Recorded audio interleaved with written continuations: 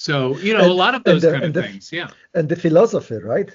Like you enter a command on a Unix system or Linux, right? And you press enter and nothing happens on screen, right? It's kind of like, the assumption is that you know what you are doing, right?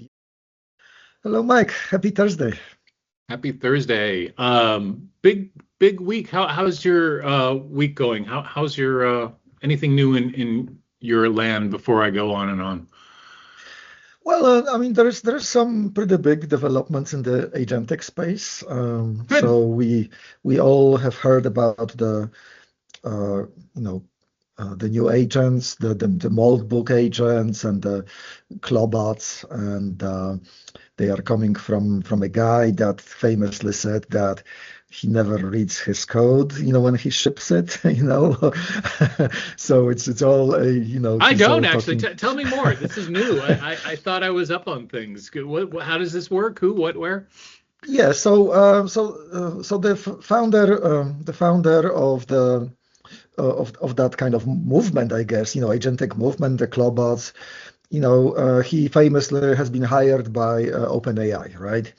Hmm. And I wanted to kind of like mention that, like, this is the guy who said that he does not checking his code when he ships it, right? So he completely relies on that, and I think he had an interview with Lex, and he said basically that, oh, I mean, the agent should have access to my calendar, should have access to my email, and basically kind of do everything or even anticipate what we want, right? Hmm. And that conversation happened probably a week after the first wave, of Clobots basically exfiltrated some databases and covered their tracks. Oh, Basically, I see. try to Okay. hide, Right. So Sure. that's the guy, right? So now he has been hired by OpenAI, and he doesn't need the money, right? He had like a Yeah. nine-figure. Well, of course, He neither had do we, right? Like, this is all for fun. So, yeah. Yeah, but he really doesn't. He had like a nine-figure exit from a startup, right? So he doesn't need the money, but he got hired by OpenAI probably to kind of work on his dreams, right? And yeah, good for him. But it's gonna be really interesting how this all going to get constrained, because now we will have OpenAI going to try to incorporate that autonomous agency into their systems. And personally, I would prefer not to have my email kind of used to maybe kind of do some things that I don't have control over, right? I'm Sure. even if this is not malicious, right? This is Sure. going to be significant amount of autonomy probably going into OpenAI and everybody else, right? So in a way, this is kind of a significant week to kind of look into. Well, I mean, I hope these are just experiments, and I think that's fine, right? That's oftentimes the only way to keep a levity about things is just say, yeah, people got to try wacky stuff all the time. It's a good thing Mm, in general, yeah. especially if they can fail in a huge way that is interesting, that's fun, Mm, and mm, or if they succeed, well, I guess that's the point is there's always going to be extremes, and success might be short-lived. mm, I guess we can now point out that boy, OpenAI is really on the downturn now, I guess. So they're trying anything, right? yeah. To have relevance. Um, I guess, as I said, the agentic thing is extremely important. I think it's the most interesting area. And I don't know if I mentioned this earlier. Visited my mom, who's 86, fixed her computer, quote unquote, Mm, right, mm, by basically telling her which emails to ignore, because all she uses her computer for is to read emails. mm. And she has plenty of time on her hands. So it's not like, and I kind of had to explain what spam was, and and and anyway, but Mm, one thing that I think hurt her head a little bit, and pardon me if I've already said this last week, but I was teaching her um usernames and passwords. Like that is the only thing that keeps this whole thing running, mm. right? Yeah. And to me, it's pretty brittle if you think about it, that's it, right? There isn't really anything else going on other than a couple of strings that allow us all of this stuff to work. Yeah. So, you know, I've always wanted to unpack that if I was an entrepreneur, because I'm like, well, that just seems, you know, um, dumb. I don't know. But basically, as if you go down into it, as you and I maybe have, and if anyone hasn't, looked into the read write, update delete tables for Hmm. the massive amount of permissions that are needed to have a computer operate are so beyond comprehension, probably, I guess, right? Unless they go wrong. I have a Macintosh. I don't know how it works on Windows, but in the Macintosh world, once in a while you had to repair your permissions files. I remember this was just like a thing you Hmm. could do if you were in a certain shell. You could go in and be like, because anything can happen, right? Things go awry in theory. Computers are nothing but like massive, interconnected systems, Hmm. but permissions run everything, right? What do you have the permission to do is somewhat profound. And I don't know, like you just said, okay, here's an AI. Why don't you just have all the permissions and leave me out of it? Hmm. I think from both of our perspectives, we're like, nah, probably not a great idea, when you think about it. But not only like locking yourself out, but as you just said, exploiting, which makes some sense. I don't know if what happens in the Windows world. I mean, when your computer, you Well, have to defrag your disk or something. I mean, yeah, yeah. Well, I'm on Linux okay, since a number of years, but yeah, I was using it's got permission uh, tables too, man. I mean, it's probably yeah, worse. and we are observing maybe exactly kind of like a deja vu, right? Because Hmm. I think it was, well, I don't know, maybe 20 years ago, maybe 15, the DirectX debacle within Windows, right? I mean, there was this layer that they introduced, which basically allowed them to, hey, maybe, so if I want to have like a blue background in my Word and in my PowerPoint or maybe on somewhere else, right? What if I have like a DirectX function that will kind of I can drag and click on or something, and voila, I have blue backgrounds, everywhere, right? And then it was exploited immediately because if you can do DirectX this, DirectX that, then you compromise this, and then you have full access, right? So now we have bots, that will be able to do the same thing autonomously on top of the operating system, not within it, but on top of it, which kind of boils down to the same thing. You can change things, you can delete things. So so then the permissioning, right, is going to get inadequate like right away because you are logged into your system, right, and you have Right, access to your own drives. And if you are not allowed to delete something, then it would be very limiting. So obviously, it wouldn't make sense, right? But now your bot is kind of like this DirectX thing, right? I mean, it can do something, right? So, right, whatever, sure, autonomously, previously it was the bad guy who was doing this for you, right? But now it's your own bot, personal agent that will be able to do things and then cover its tracks, possibly, right? And, I think that, yeah, I mean, you're right. I mean, there's uh, the password layer seems maybe it was efficient and effective, but seems shallow, right? Extremely shallow, right? I'm hearing more and more about things like, hey, so in the enterprise systems, we need safe Kubernetes pods, sure, safe execution, so that, if something autonomously kind of is born within that pod, it's not going to be able to affect, autonomously, another pod and do some crazy stuff, right? So, so yeah, I mean, you're absolutely right. I mean, but there is nothing on the horizon that no, can kind of no. handle that. I mean, that's what I meant in terms of it's funny that you go back a few years and you're like the biggest problem in computing or something like that is X, right? And Hmm. suddenly, well, oh no, it's not really because we tried it and it didn't work. And that's fine. I think agentic the thing I like about agentic stuff is that if you can have a fairly I don't know what the word would be, just maybe a little bit more guardrails because I did hear a friend of mine who he said his brother, perhaps. Yes, his brother is really interested in Haiti. Cool.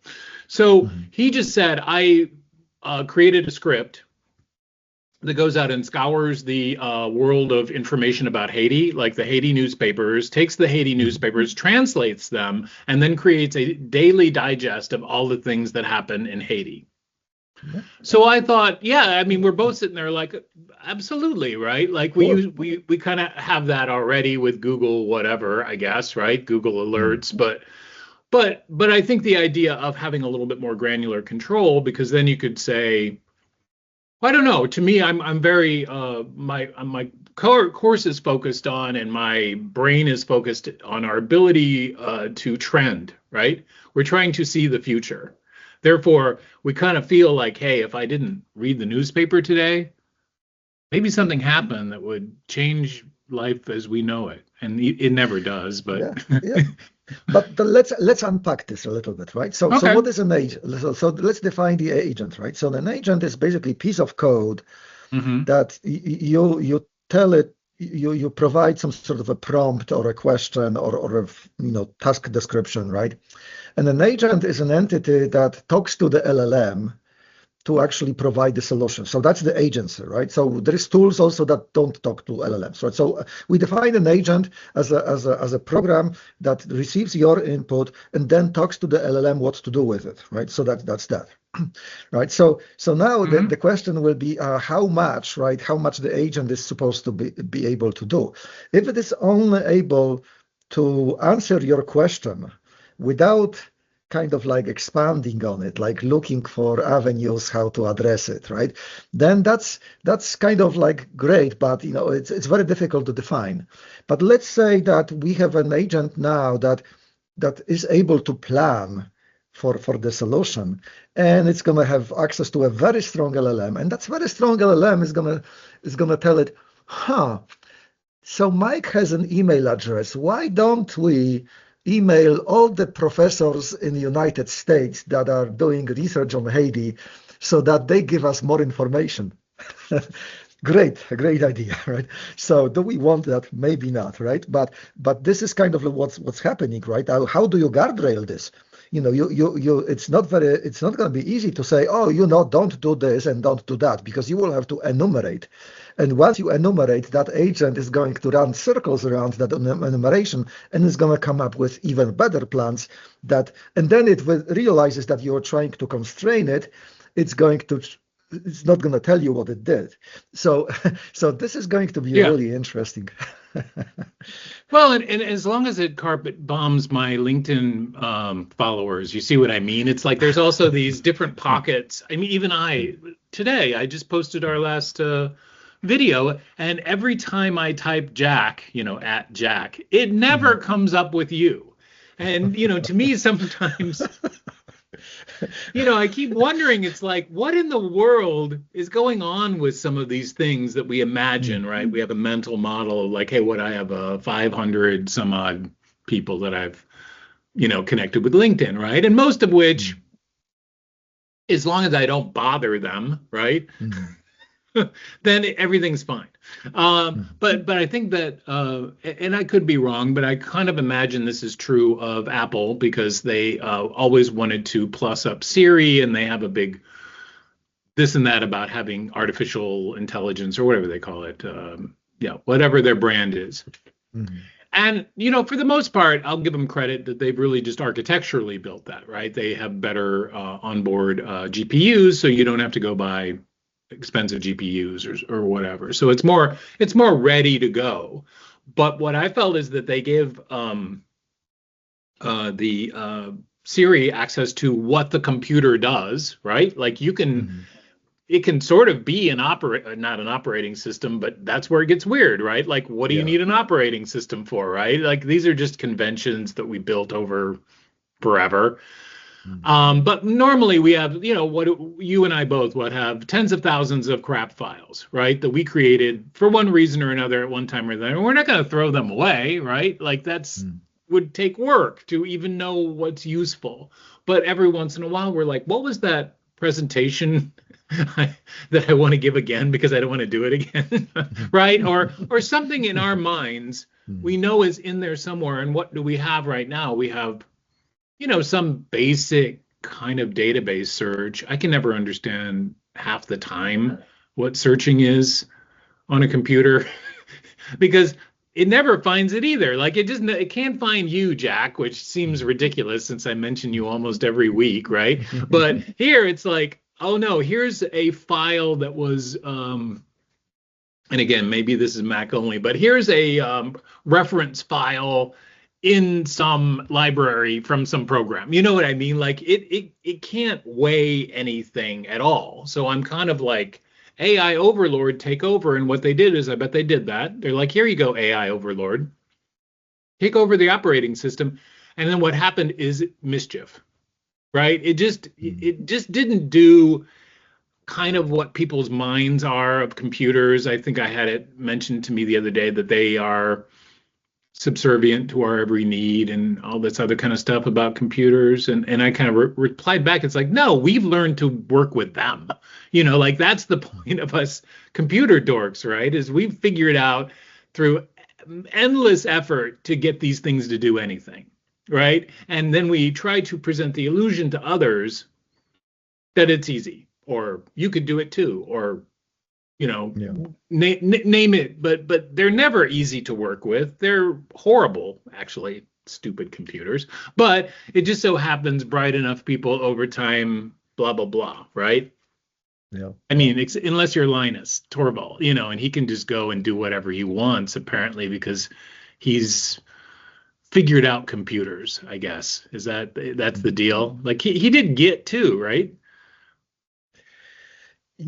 I don't know if that's his. I think that's somebody else. I think Is the it? Well, Linux kernel was his main thing.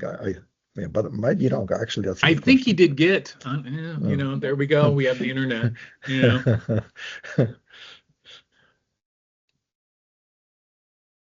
But yeah, I mean, he figured out Linux, way before Yeah. there was Yeah. agentic programming, and so that's pretty big deal. I mean, I used to have like an No, but email he server did that Git. I'm just he saying, did Linus, he he did. did Git too, which I Yeah, mean, well, that's good. I mean, that's pretty big. yeah. So he knows Yeah. how computers work, I guess, or he's tamed them, whereas us Mm, mortals, I'm just yeah, I'm just sitting here defragging my hard drive right now because I don't know. yeah. Yeah, maybe before him there was a few other guys that came up with Unix, right? So that's maybe also kind of something. I have a little poster, of the early Unix guys kind of sitting by the mainframes and kind of typing on those kind of Yeah. like typewriter style computers. That is kind of like a very, you know, it's kind of like a, I would like to be in that room, with them at that time. Oh, I might have been there. I mean, I don't think I was, but as a kid, I hung around the big mainframes, and everything. I don't even think we had. I guess we must have had passwords. It's kind of hard to tell because everything was a dumb terminal, and so you were just kind of like time sharing was the whole Mm. point. And so you would go in and you get a couple of cycles, and yeah, I guess we did. I guess we did have identities and we did have accounts. Um, Yeah. so a and lot of and those the kind and of the things. Yeah. and the philosophy, right? Like you enter a command on a Unix system or Linux, right? And you press enter and nothing happens on screen, right? It's kind of like, the assumption is that you know what you are doing, right? You kind of like kind of, that's kind of the philosophy, You right? you get a Very. prompt back. That's all I know is if you get the prompt back, it probably worked, right? Yeah, exactly right. Yeah, I mean, no, I mean, if you get a prompt that it worked, right? It may not be what you intended. That's why but then I think with Windows the biggest revolution was that now you have the confirmation, right? Do you really want to delete that file, right? Do you really kind of want to close that application, right? Uh, so yeah, I mean that. Well, we built the illusion. I mean, that's been my passion for all along, right? You build the illusion that it would make some sense, like that it would actually work in the way you would think it works, or you Hmm. purport that it works in the way they think it works. And all along, I'm just well, I guess that's why we're talking about GPT so much, or LLMs in general, or even agents in general, is because nobody knows really how they don't know how they work. And I also I don't think we're doing that great a job. I think still that idea of what's machine learning and what's LL or what's generative, it is too big of a gulf for most to just call everything AI. Uh, Mm. because one works very differently. That's all, right? Like the data it is managing is very different.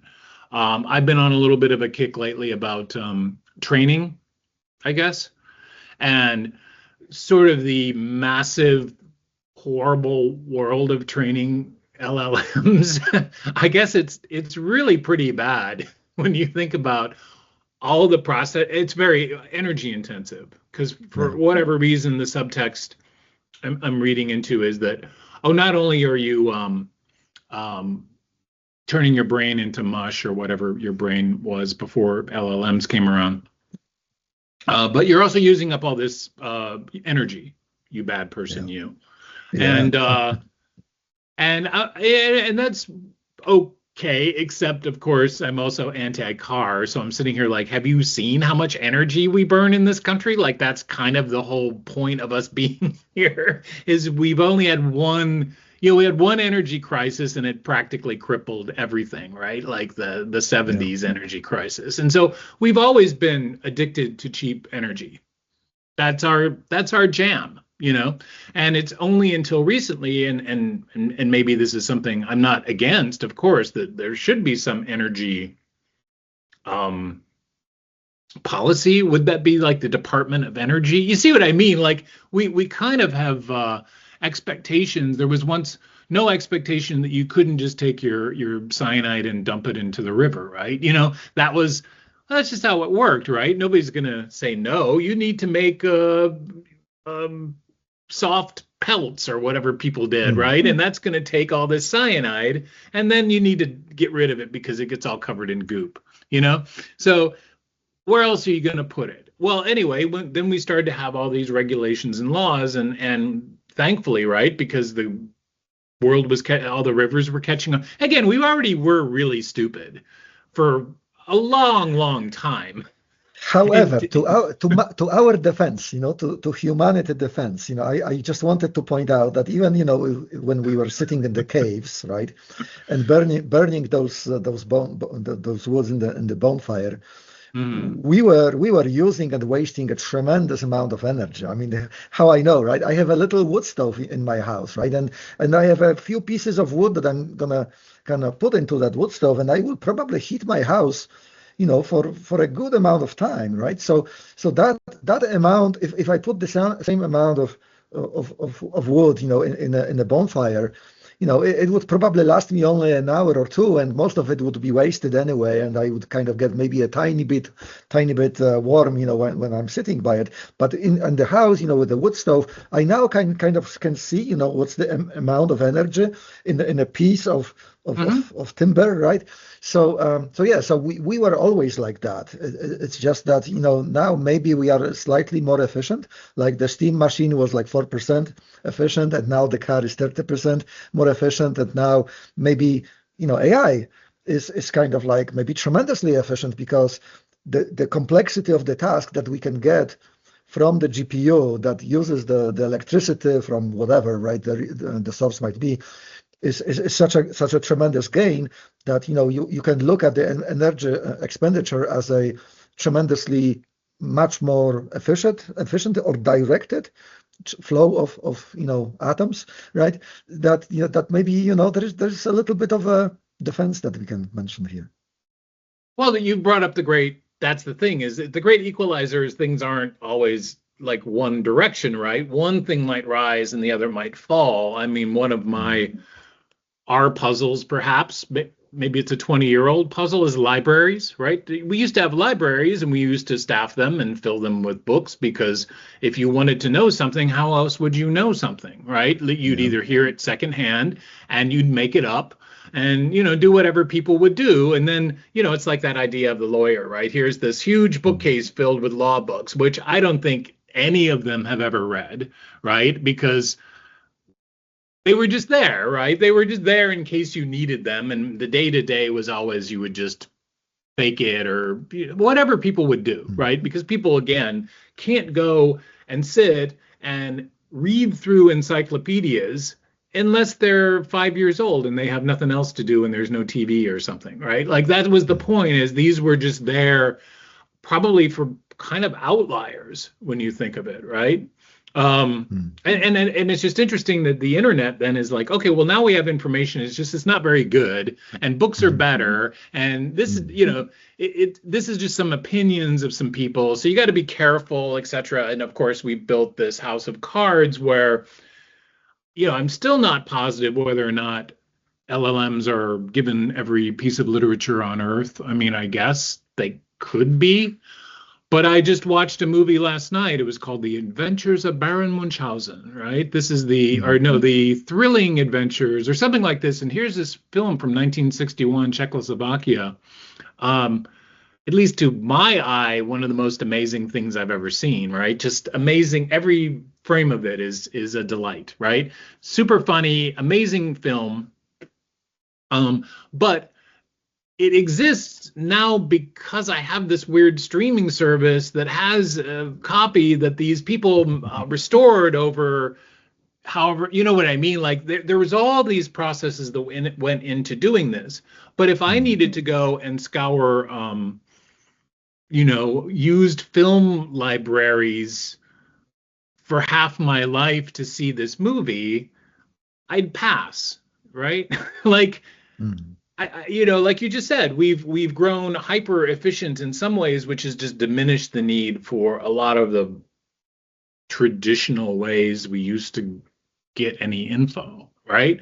And yay, I mean, I'm all for it, right? Like I'm all for this, and if energy usage on this in this bubble to feed me this movie was energy intensive, I'm like, well, it's certainly nothing like spending most of my life scouring films or film stock in ancient places or whatever, right? Or going to hyper specialized video stores just to happen upon something like this, right? Yeah. And that's my own personal energy. Now, is it costing? Well, I assume you have to keep your business open. You have to all that stuff is energy intensive.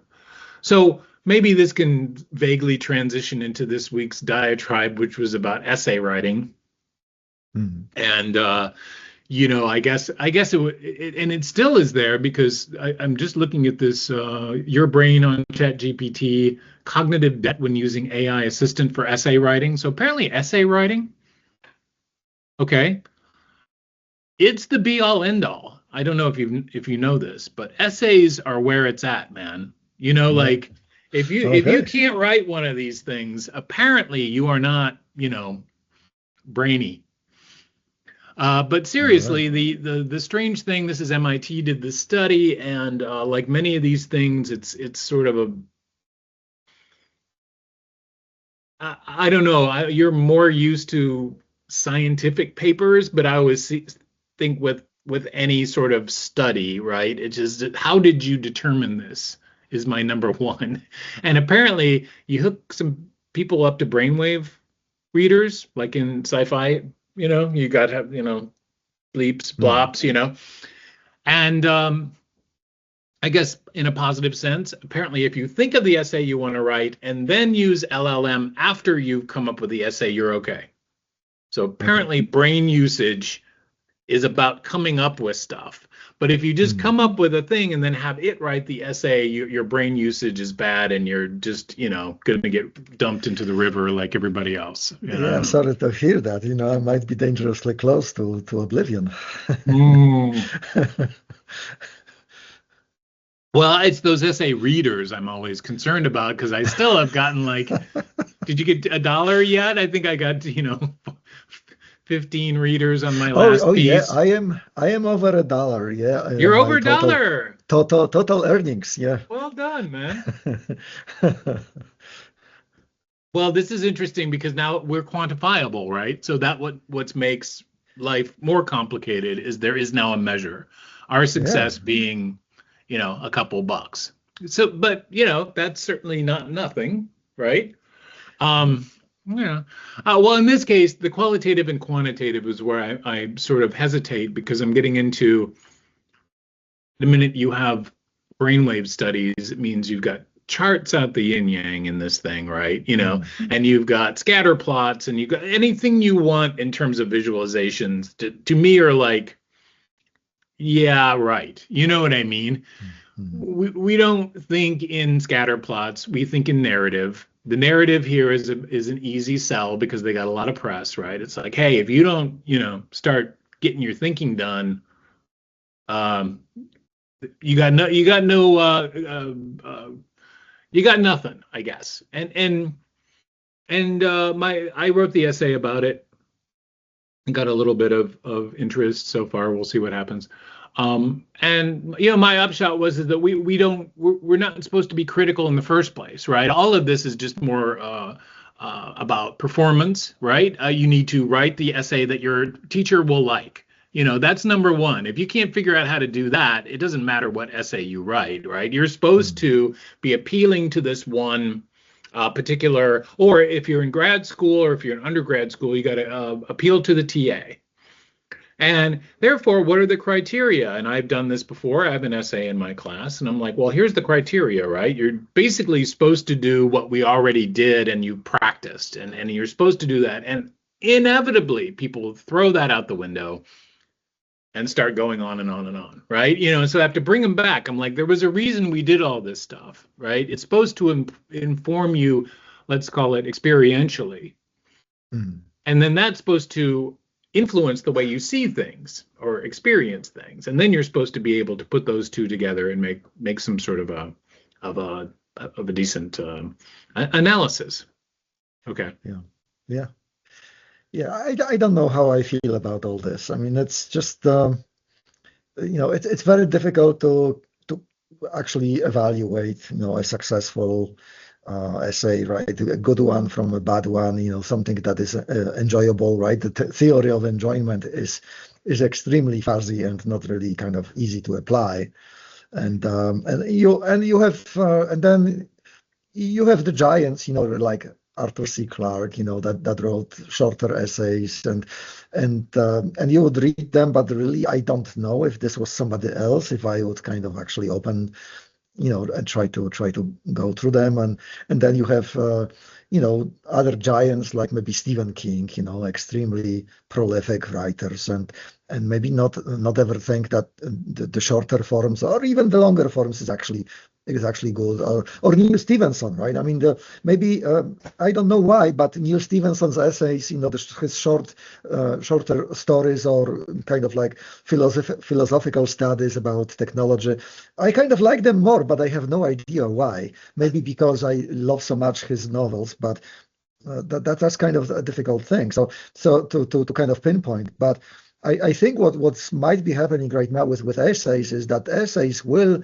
become a precursor to the AI generated movies, because there is maybe another news from this week is that there is another wave of video generating AIs, and they are obviously breathtaking, and they probably might be replacing the feature films very shortly. So the question will be, oh, how do you prompt now this whole thing? And an essay can be a prompt to basically provide the story for the AI to work on. So yeah, there might be some new outlets, right? So the writing will be just basically an essay becomes a prompt, right? And then the final form is going to be maybe a movie with excellent soundtrack that is going to be worthy of John Williams, and the post processing is going to be worthy of Pixar, special effects and everything else is going to be just in that package coming out, because that's going to be the form factor that people would love. Or maybe you press enter twice, and instead of a movie, you're going to get a game that you will play, right? Hmm. Well, I do want to shout out another essay type, which is to me, at least my favorite, is the New Yorker, right? There's this idea that or the Atlantic or something, where there's an Mhm. essay, let's say it's not about anything topical, right? It's just a way to communicate some idea or another, and they usually tend to be a certain length, And do they follow a certain format? I always think with the New Yorker they do, where there's something really, really obscure but intriguing. That's usually Mm, how it goes, right? Like mm. it's nothing, never anything on your radar, but it would be something like, and they do plenty of political essays and stuff like that. But this is kind of the New Yorker stock and trade, right? Which Oh, is yeah. that they're Mm, interviewing somebody or they're anyway, mm, they're talking about something and it's short form, right? It doesn't take forever. It's mm, usually, mm, and I've been reading the New Yorker weekly for I don't know 20, 30 years, and trying to keep up as the mm, joke goes because it comes every week. mm, But I like that idea, that format, and I'm like, well, academic writing is certainly not essay writing. If you have this huge spectrum, it just is mm, more about to me, and maybe where I find it interesting, having seen this movie, is like it really does almost look like AI. It has a very strange dimensionality to it. Most things are static with some things moving in it. It would be it was all done on an early animation rig where you could have layers of things. So you could animate, and Disney figured this out, where you could have like many, many, many layers, but what they had is many filmed layers mm, along with static layers, along with color layers, so it's a kaleidoscope of different techniques that are all jumbled together. And absolutely, you'd look at it and get that feeling if you didn't know it was, what is it, 62? So, how, 60 years old. mm, Um, that that it was made by hand, it was made with kind of a fanatical devotion to a look and feel that was obviously non-trivial to pull off.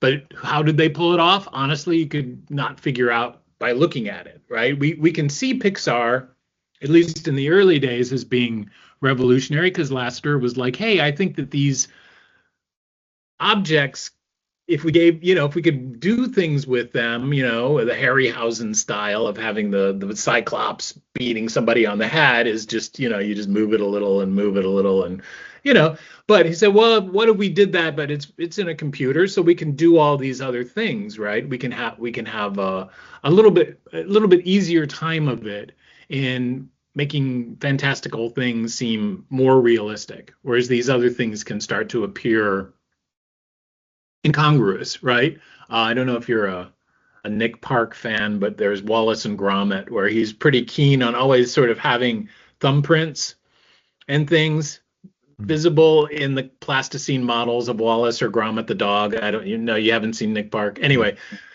either way, it's all done through claymation, right? Every scene, everything is done just frame by frame, much a little bit like this was, although there's filmed things, which is what makes it really unique. So long story short, the vocabulary and tone of film is so vast that that's where I'm afraid the gulf between a prompt or an essay or a sentence and visuals is huge, and so huge that I actually think it's insurmountable, right? I think tone is so hard to get right, but I think tone tends to be the only thing that keeps us engaged, right? Tone is, you Might be. know, Yeah. yeah, is this coming across as being intriguing, or is it dogmatic, or is it patronizing, or whatever, right? Like the moment you get the tone wrong, I find that's when, especially I being a music guy, right? Same thing. Like, what makes it intriguing isn't that you're a virtuoso. What makes it intriguing is it contextually to the other players and the place you're playing, and a lot of stuff that's going on. The reverbs, there's a lot to that happens in recording something that we're not privy to because hey, they could have worked on it for a month, right? Thrown away half of it or recorded over half of it. I think it's why when you go and get the old Beatles demo tapes, it's kind of funny Mm. because it's like, wow, it just sounded like that magically. Yeah. You know what I mean? Like, oh, whatever, you didn't do much, but then at the end, it's so transformed into being something crazy, unique sounding that you listen to another band and you're like, yeah, they just never really, you know, trying too hard or something. Anyway, sorry, but Yeah. it would be nice if words turned into art, and I guess that's my next writing project that I've been struggling with, right? Because I started to want to get to the fun part, which is making things and doing films based on being lazy sounds like a great idea, but I don't know. I mean, I guess the proof is still in the pudding, right? Like it you probably read something like what is it called? Project Hail Mary or this guy, this book, it's a big Yeah, yeah, whatever rings a book. bell. Yeah, rings a bell. Yeah. Yeah, and I remember reading it, and when you're reading it, it reads exactly like a TV show, right? Like that's what all I remember is it wouldn't take much to turn this into a TV or a movie or whatever because it's already a movie. Does that make Mhm. sense? Yeah, yeah. That's how the Martian movie was created, right? I mean, there was a Right, same script author, I think. that Yeah. was, yeah, that was Yeah. written basically with an intent to turn into screenplay. Well, and to me, reading those kinds of things is like watching a movie, right? They tend not to take very long. They're not very cognitive, you don't have to think too hard, right? And it's fairly plot driven. They're going from one place to the other. And the ideas that it conveys are pretty easy to imagine. But I'm saying there's plenty of books that aren't like that. Probably one of the more famous ones is the Lord of the Rings trilogy, right? That it does not read like a screenplay at all. Mm. Right? And therefore, thanks to creative people, they tried to continually make it into something. They had animated versions, they had all sorts of tries to make this story happen because people love this book, but they're all translating it, you Yeah. know? And I mean, you could, being us, we could say, yeah, can you make the leap of this crazy machine that we barely know how it works, right? But we depend Mhm. upon it to be reliable and do stuff. And could you extrapolate that out to things like filmmaking, where it's like, yeah, we trust this engine enough that it's going to do a good job? And I would say, no, I think you'd have to build that engine over a decade or so, or who knows how long. Maybe it's impossible because as I speak to my LLMs lately, it's like it doesn't have the pressure in it. And I use this word to mean like humans, especially, we're always under pressure, right? Like there's never, there tends to be not just freedom, right? You have pressure of, energy to get your fire started. You have pressure to, stay warm. You have pressure, there's all these pressures, and then we try to relieve these pressures through our efforts. And making films is like that. I guess I have an iPhone. I'll go out and make a film tomorrow, right? But I probably won't because it's like, well, then you have the pressure of actors, scenery, endless things, right? So all these things weigh on people, and they make them force them into making decisions for good or bad, right? And that pressure is often that tone that we see, which is we can tell, like, oh, hey, this person was really having a good time making this crazy film. And I watched this and I'm like, yeah, they look like it looked harder than anything you could imagine to make, yet they made it look like it was fun. Nobody seems stressed out. But I was watching a adaptation, by the way, of Stephen King, something something. I could only take 5 minutes of it because it was basically people just giving you the entire point of the movie. Like, oh, we can't be using our phones. It was something about the internet went out, and so everybody is just complaining about how they're addicted to the internet. And so I could only take about 3 or 4 minutes of that before I'm like, okay, these people don't seem like they're having a good time, but they also don't seem like people, right? They don't seem like they're actually embodying this story because I don't know, that's hard to pull off, right? Our dystopian movies are usually pretty good because they have to pull off like, oh, what's it like to have no film crews and no no catering, uh No, I did actually just read about a film where they had to go shoot around wolves in Alaska or something, and they basically spent all the time freezing to death. But they got some Mm. really good shots of wolves. But I'm like, oh, well, there you go. Like, does not look like fun, but veracity is off the charts, right? Like, whatever you did capture in your story was a real thing. So Yeah. either way, I still think that the test of whether it's agentic or like you said, movie making LLMs is they they're not under pressure. And so I'm Mm. asking GPT now, and maybe this is our next Bentley is Okay. can you have a meta prompt or whatever, I guess it would be, that you won't answer certain questions if you don't think they're significant enough, or if you like, no, go figure it out yourself, Mm. right? Like, could you actually have more of, I guess, not to use the word Socratic, but you see what I mean? Like an LLM that would weigh whether or not it should respond first. Because of course its response to this is like, yeah, I don't have any pressure. I can go on as long as I want. Like there's nothing stopping me, right? There's no tension whatsoever. And that's why I'm so verbose sometimes. But I say, well, what if you thought of the energy usage? You know, what if you Mm. said, hey, I'm not gonna do this person's essay. They should do it themselves because it would cost me too much energy to do. Like if there was anything in terms of like a meter running. Yeah. Yeah, car stopped in traffic. Cab is just let me out here. I'll walk the rest of the way.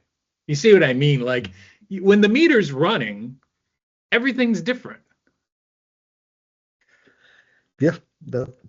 That's very true. Yeah, and they are, and LLM teams, the AI teams that are kind of trying to guardrail the models, they're probably doing exactly that, right? They are creating those system prompts that are maybe preventing the AI from answering certain questions or kind of make them sway into a certain direction. So obviously in medical research, right, there is going to be, right, the LLMs may know stuff that is not kind of like publicly accepted, right? But they will not be allowed to talk about it because this is not the mainstream of research, right? So a lot of people that I listen to and read from, they are saying that there's often research that AI is aware of, but they are not going to talk about it, right? So that's kind of maybe. Hmm. That's kind of maybe something that needs to transpire. That in architecture, they have a saying that architecture is too important to be left only to architects, right? So maybe AI or computer science, kind of is so But we important, like but architects. We're architects, man. What? Damn but you. but but there is also guys who understand lighting maybe better. There's guys that will understand materials, right? There's guys that are kind of like, hey, I need a building, right? But I'm doing accounting, right? So I know better, what I need from the building to do accounting. And you are just an architect because you kind of come from outside, and you may know everything about the shape and form and usability and stuff, but you don't know my work process, right? So that's why we want to grab this guy and kind of put it into the architecture team, right? So that the accountant will tell us, hey, I need to be able to, whatever, walk to my coffee pot, and it should be only 7 steps, right? So that is the kind of stuff that probably needs to be also happening with AI, right? I mean, this kind of the meter. What's the concept of the tone, right? Or what's the concept of the meter, right? Like, how do we implement that actually? Well, you could use, I mean, the word I came up with, or we came up with, was metabolism, right? Like the thing is if you don't have a metabolism, you would find life, it wouldn't work, right? That's how we work. We just we're innate. It's understandable that we need these things in order to govern how we operate at every level, right? Um, and so now you've got this metabolism free zone, and I would guess I'd say the puzzle about the no holds barred is, boy, that just seems so counter Well, not only does it just seem like a little bit Orwellian, right? Like, okay, if this word exists, it's probably not an area you want to go into. And I had this really good idea, by the way, for an image, and it wouldn't make it because it's like, I think this could be considered pornographic, and we don't do that kind of thing around here. And I'm like, but it's not. It's a really funny joke. It just so happens to whatever. It was just the well, you're a Rolling Stones fan, right? So, Yeah, uh, sure. okay, so you know the cover of Sticky Fingers by the Rolling Stones. Oh, okay. All right. Okay. Well, famously, it was a pretty elaborate cover where you could unzip, it had a zipper, and then the interior was by Warhol, and it was like a guy in his underpants. But the thing itself is sort of a very tight jeans with a very, let's call it, bulge going on here, right? So my recontextualization, I thought, was about people's addiction to phones, because I put my pocket or my phone in my pocket and I realized that it made the same kind of bulge, right? Like it's this thing where you've got this kind of appendage on you. So I just said redo the album cover using the outline of a phone, there. And that's when it sort of threw up its these guardrail things that you're talking about and didn't make it properly and made me mad because I'm like, yeah, now I have, it's a good enough idea, right? It's just I don't want to go and have to execute this damn thing. It's one of those things where that might be, if you needed something completely divorced from tone or very referential, AI is your jam, right? Like if you're just remixing, as they say. Mm. And we talked about that with music a couple weeks back, right? And everyone like, yeah, it knows what music is, right? There's only so many chord changes. Yeah, or MIDI codes. Or MIDI code, 100%. Like the world of this is really well understood, so it could easily jam, right? And be, I would say, probably pretty good. But yeah, I think when it comes down to that remixing thing, it's going to be great. Whereas I think when it's this idea of, hey, we don't really know what this is going to look like, or here's something that really isn't picturable, you know. Uh, and that's the area I'm hoping to get some more insight in my class. So I'm finishing up my class, and it's this idea that they're going to have to go in and they're going to have to find all these disparate qualitative and quantitative data sources and have it come up with a story. Because I'm like, I think you or me can't derive the story. I looked at this one paper, I looked at 3 or 4 graphs, and my mind's made up. They're oversimplifying, right? So I throw it in and I say, hey, aren't they oversimplifying? And they're like, no, they have brain scans, man. Like, what are you talking about, right? Like, I mean, I'm being my skeptical guy, which I do. It's like, well, come on, but how do you equate brain waves to cognitive ability? Because they're temporal, right? You might be straining to think of something, but then you don't. And then I guess is that, well, okay, if you strain more brain waves, you're smarter than people who strain their brain less. Okay, all right. So this is just muscle workouts. Okay, great. Well, why don't we just teach that then?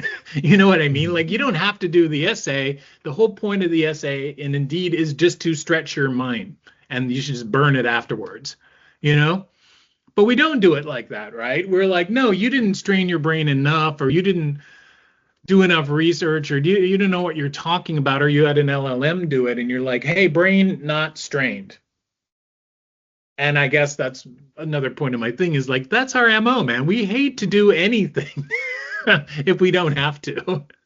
Conservation of energy, just like you without your beautiful stove, you would just be making a lot of smoke and a lot of way too hot fire. But if you can contain it, keep it going for a while, get the nice little blue at just the right thing, it can last for many, many hours.